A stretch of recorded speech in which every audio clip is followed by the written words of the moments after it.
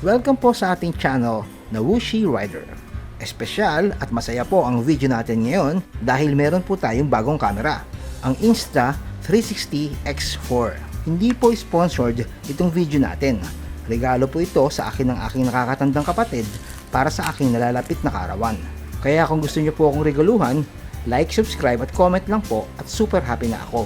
At pagkatapos nyo namang manood at natipuhan nyong bumili ng Insta360X4, click lang po kayo sa aking affiliate link sa baba at diretso po yan sa official website ng Insta360. Add to cart, sabay checkout agad.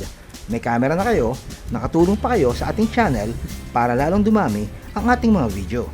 Hindi po ito comparison video dahil ito ang aking unang-unang 360 camera. Ang video pong ito ay para sa mga nagbabalak bumili para magkaroon sila ng idea kung ano ang makukuha nila sa medyo may kamahalang investment na ito. Sulit nga ba? Makatarungan ba ang presyo? At para malaman din nila ang iba't ibang pwedeng paggamitan ng isa sa pinakasikat na abot kayang 360 camera. Abot kaya nga ba? Ang presyo ng Insta360X4 ay depende sa region o bansa. Dahil nga nanggagaling ito sa China, ang kanilang website ay global o pangsangdaigdigan. Ibig sabihin kahit saang lupalop ka ng mundo bumili, pwede mo ito pa-deliver kung saang bansa mo gusto. Basta palitan mo lang yung region sa kanilang website kung saan bansa mo ipapadeliver ang iyong mga binili. Dahil nga ang presyohan sa Insta360 ay nagbabago depende sa lugar ng delivery. Ang presyo ng Get Set Bundle plus 256GB na memory card ay $631 pag sa Pilipinas mo pinadeliver. Tax included at free shipping na po yan. Ang presyo naman ng parehong items kapag sa US mo pinadeliver ay $560 lamang. Ang laki ng diferensya, no? $71 din yun. Tax included at free shipping din po yan. Siyempre, mas mahal sa Pinas dahil mas mataas ang tax natin.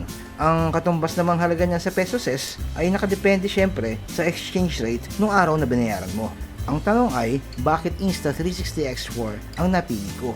Kung napanood nyo po yung aking mga travel videos doon po sa Taiwan bago po lumindol doon, ay mapapansin nyo na hindi gaano maganda ang image stabilization ng camera na gamit ko. Kaya X4, hindi mo na kailangan ng gimbal, shoot now and point later, 2-in-1 camera, pwedeng 360 at pwedeng single lens, at medyo matataas na ang mga specs nitong model na to. Ito po ang mga nilalaman ng video natin. Nang sa gayon ay pwede kayong magpatalon-talon sa iba't ibang mga bahagi ng ating Insta360X4 unboxing, getting started, installation, and activation video. Tapos na po tayo sa number 1, Get Set Bundle, memory card saka screen protector. Number 2, na-unbox na natin si X4, napakita na natin yung laman, nakapagbigay na tayo ng presyo at mga options pag bibili kayo online, at saka na-inspect na rin natin yung camera. Ang susunod po ay number 3. I-install po natin yung standard lens guard na kasama na libre. Maraming salamat Insta360. Sa wakas, tanggalable na rin yung lens guard nyo. Number 4, magtatangka po tayong magkabit ng screen protector. Pangalawang beses ko palang gagawin to. Ito po ang inuna ko sa mga accessories. Kahit nga po Corning Gorilla Glass yung ating screen, mas mabuti na po na meron tayong extra level of protection, lalo na po pag nagmamotovlog.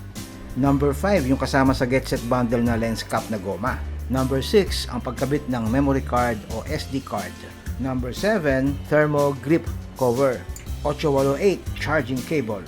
Number 9, invincible selfie stick. Number 10, pag nakakabit ba lahat ang kanyang mga accessories, magkakasya pa ba sa protective pouch. Number 11, ang pinaka-importante sa lahat, camera activation na gamit ang app. Hindi mo kasi magagamit yung X4 pag hindi siya activated, so kailangan ng internet, telepono, at Insta360 mobile app. Mayroon po tayong step-by-step tutorial kung paano po gawin lahat ito. Napakahalaga po nito para sa mga first-time users na kagaya ko na nalito, nainis, muntik nang maiyak, pero nagawa ko rin. Ito na, magkakabit na tayo ng lens guard. Siyempre, ihahanda muna natin yung ating lens cloth para siguradong malinis yung lens guard, pati na rin yung lens. Siguraduhin natin walang fingerprint, walang DNA, walang epithelials o anumang klaseng dumi. Pag bumili kayo ng X4, may kasama ng libreng standard lens guard. Ang kaibahan yata nito sa premium lens guard yung premium salamin, saka yung marker ng premium kulay pula. Itong sa standard kulay blue. Saka syempre yung premium may bayad, $40 yata yun Madali lang ang pagkabit nito. Ilalapat mo lang sa bayonet mount, tapos itatapat mo yung marker sa alas 4, pipihitin mo hanggang alas 6 para mag-lock. Next, screen protector. Nako, medyo may phobia ako sa pagkabit nito. Pero tignan natin, meron namang alignment tool. Ang mga laman ng box ay tignan natin sa instructions. Screen protector, alignment tool, film removal stick, nawawala baka sa box, protector application kit, saka squeegee, scraper, squeegee ko dyan, yun yung toothpick. Dahan-dahang tuklapin ang temporary film protector. Gamitin ang screen wipe, basa ito tuyuin gamit ang screen cloth. May kasama nga pala yung application kit na dust removal sticker, hindi ko nga lang nagamit. Ikamada ang alignment tool, ilabas ang tempered glass screen protector, tuklapin ang film, ilapat ang screen protector sa bandang baba dahil square dun, sa taas kasi may bakante, bitawan at ilapat at mag-wish na wala sanang bubbles. Dahil hindi na-grant ang wish natin, napakadaming bubbles, gamitin ang scraper.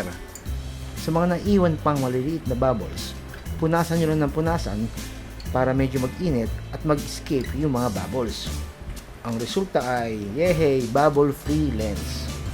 Lens cap na goma. Napakagandang addition ito dahil ang 360 camera dalawa ang lens. Hindi mo naman pwedeng ilapag ng patagilid. Malamang kakapatong natin kung saan ay madadamage din yung standard lens guard. Bibili ka na naman ng bagong lens guard, $20 din yun. Pero kung may lens cap, mape-prevent siyempre yung mga scratches sa lens. Ang pagkabit naman ng SD card o memory card, siyempre ay pare-pareho yan, basta alamin mo lang kung nasan yung slot. Sa X4, ang slot ng memory card ay sa tabi ng battery. Pag kinalas mo yung battery, makikita mo yan sa gilid.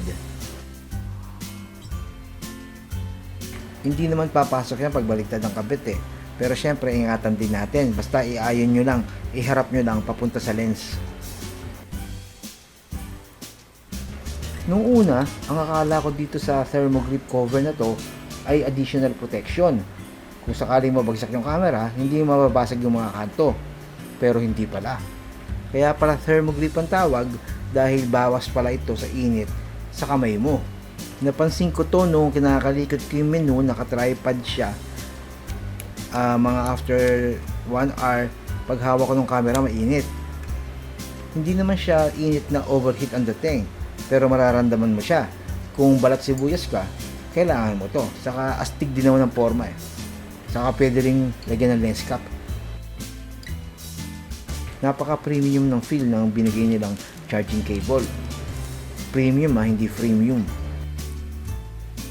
Kaso nga lang, USB Type-C to Type-C.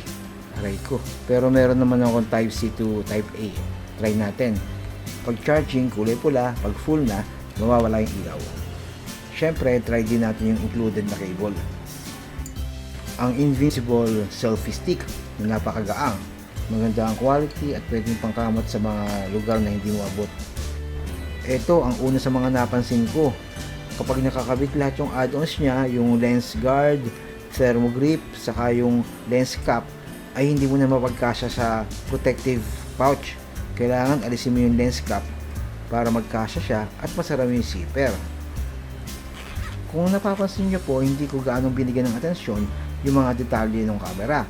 Wala akong specs, sample video, how to use the app, menu navigation, different modes, dahil po ang video to ay quick start guide lamang para sa mga baguhan o first time users. Kaya hanggang activation lang po tayo ng camera. Ayan na, simulan na natin. Panoorin nyo na lang po, may mga instructions naman yan na detalyado, may mga drawing na gumagalaw. Sana po hanggang dulo ay panoorin nyo dahil napaka-importante ng activation ng camera. Ang susunod po na video natin ay menu navigation and settings ng Insta360 X4. Maraming salamat po at magkita po tayo sa video na yon.